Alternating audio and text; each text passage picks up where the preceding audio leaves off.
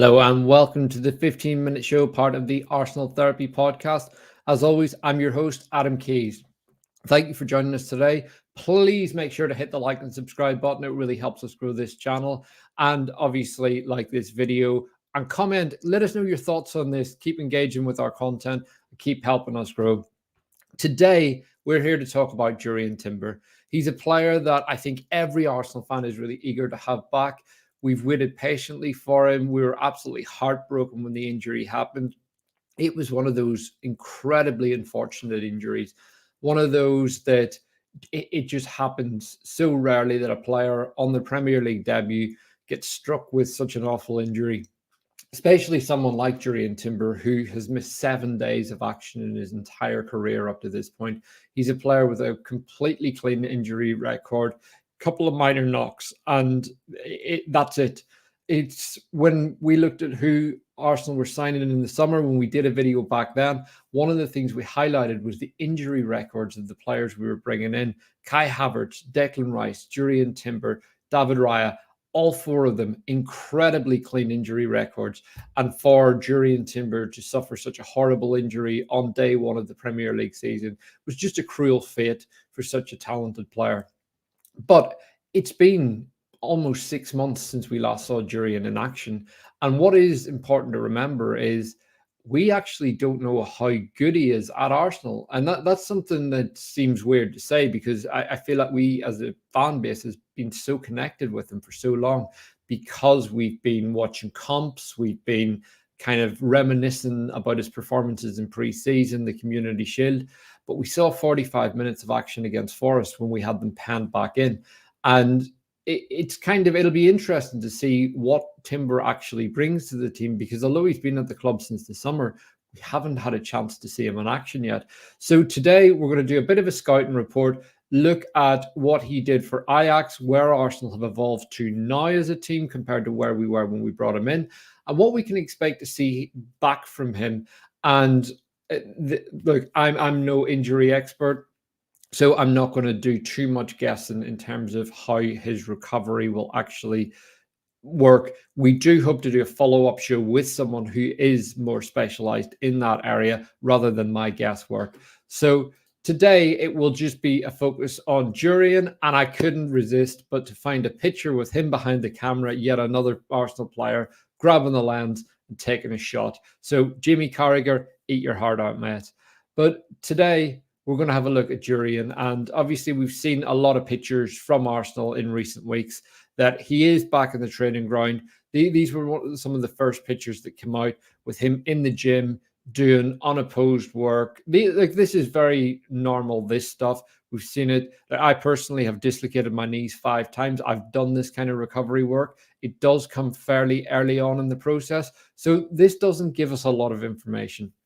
And with someone, especially a top-level athlete, doing this work, this could have been a couple of months in. This could be much further down the line. So I wouldn't read too much into it. However, the good news is, and this is why we're doing this video, is Jurrien Timber has been included in the Champions League knockout squad for Arsenal. That is big news, because clearly the club see him playing a role in the latter stages of the competition.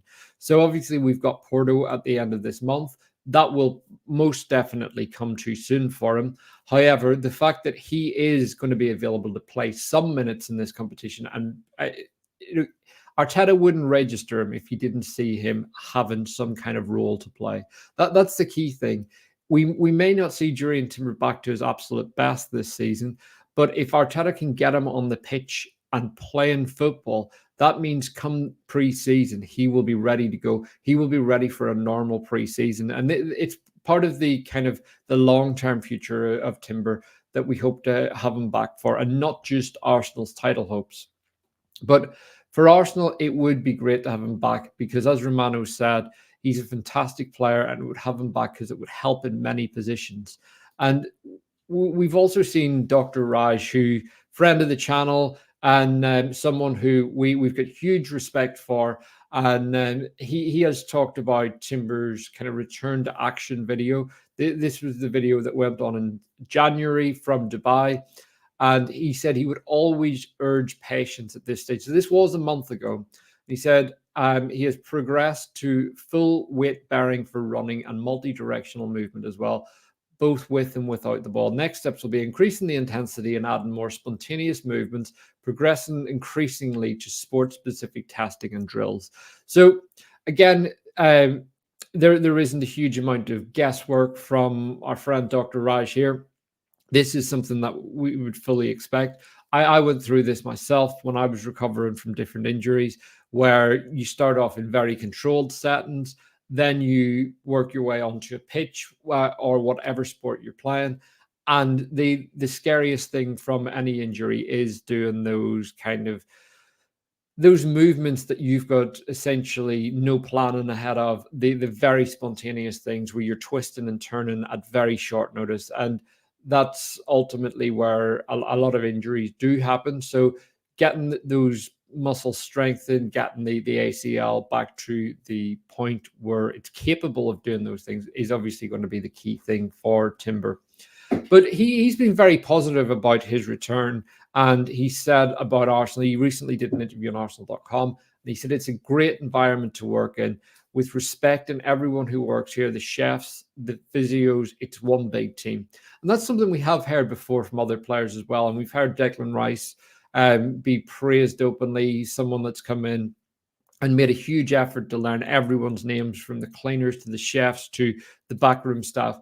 And whilst that may seem normal for all of us, it doesn't appear to be normal for multi-million pound earning footballers. So Jurrien Timber seems to be someone who has fitted in very quickly with the core values of the club, and the way Arteta speaks about him, you can tell there's a real respect for him there. So I think he's someone that everyone at the club is just really urging to come back. And he's been at the Emirates for almost every game since he's been out. He's been hugely involved in it.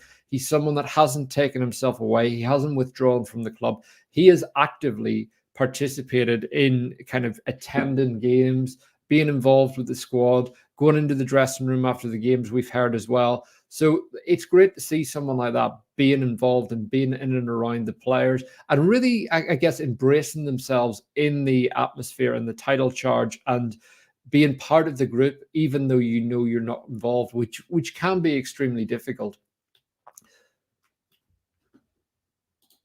But with Timber's interview as well, he has said that these months will make him stronger. It's an opportunity for him to do well.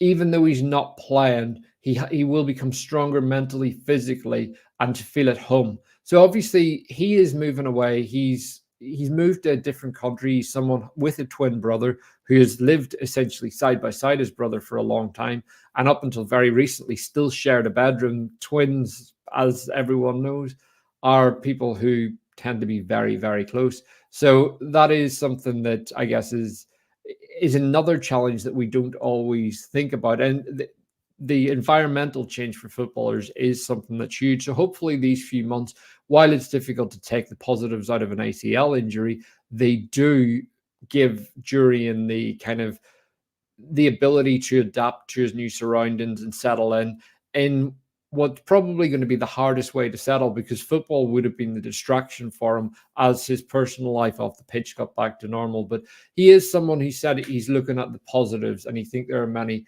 But look, onto the actual kind of the look at Timber himself. So if you look at the bottom heat map here, we see his presence in the Eredivisie last season. He essentially played all over the park. If you watch his comps for Ajax, watch individual comps rather than overall comps. So if you want to find comps of players, I always urge you, search for Timber versus PSV, for example, Timber versus Feyenoord. You will find comps on those things, and it will give you an idea of how players respond and react in a full game. And that it doesn't give you the off the ball stuff. It will show you their duels. It shows you their passing movements, tackles, and so on. But what it doesn't show you is what they're doing off the ball positionally and so on. You will need a more advanced scouting tool for that. However, if you look at comps of a player over the season, it will literally pick out their best moments. And you can pick out the best moments of anyone and make them look like a superstar. But interestingly, if you watch Timber last year, he played predominantly as a right-sided centre-back for Ajax. and he loved carrying that ball forward. As you can see, his heat map very heavily congested down the right-hand centre back throughout the right half space of the pitch, right down the first and second third. And he's someone that carries with ease. He's a very, very high volume passer. He likes to touch the ball a lot. He's essentially that kind of a midfielder playing centre back, and he's very much a modern defender. Whereas if you look at him in the Community Shield for Arsenal, he was asked to do a very specific job at left back. And this is, I think, where a lot of Arsenal fans were so impressed with him. That day, he was arguably our best player. He really shut down the Man City right-hand side, and he was playing against Bernardo Silva that day. No matter what City did, Timber dealt with it with ease, bang, shut out the light, get rid of it. And when he was on the ball, he was capable of turning with ease, but he was playing a much more kind of touchline-focused game than we see from Zinchenko often. But interestingly, Arteta did ask Zinchenko to play a very, very similar game against City in the league when we beat them. And Zinchenko had a very similar heat map to this. So whilst people will always pick at Zinchenko's inverting, that is a very specific ask of Arteta. And we saw him ask Ben White to do that against West Ham. And we've seen him ask Tomiyasu to do it. Now, Timber is the player who looks closest to Zinchenko in terms of ability to do that. But I think what's important to realize with Jurrien Timber is he doesn't have the same kind of turning capacity that Zinchenko has. Zinchenko is in a league of his own in terms of technical quality of how he can turn on the ball. He's someone that can just move with ease, get past the man, and he can pick out passes with ease. He is a player that Kyle Walker said was in the top 3 most technically gifted within one of the most gifted City teams we've ever seen. Timber, however, is much more of a defender than Zinchenko is. So if he is going to play the inverted fullback role for Arsenal, we can expect a more rugged, kind of sturdy defender, which naturally means with a bit more stiffness in the turn. And that's not a result of the injury. That's just a result of physical build. He carries a lot more muscle than Zinchenko, but he is a player that can turn with the ease. We saw him in pre-season. We saw him in the Community Shield and against Forest, that he can turn very easily. But the better comparison would probably be when you look at Declan Rice and Thomas Partey. Thomas Partey's a half-turn wizard. He gets the ball in the half-turn every time, drops his shoulder and goes. Whereas Declan Rice tends to take that ball a bit more square on and he turns quickly. Timber would be like that, whereas Zinchenko is essentially, if you think of him as the Thomas Partey receiver and Timber more as the Declan Rice, they're a bit more kind of square on in how they receive. They both turn very well. They can both turn and run with power.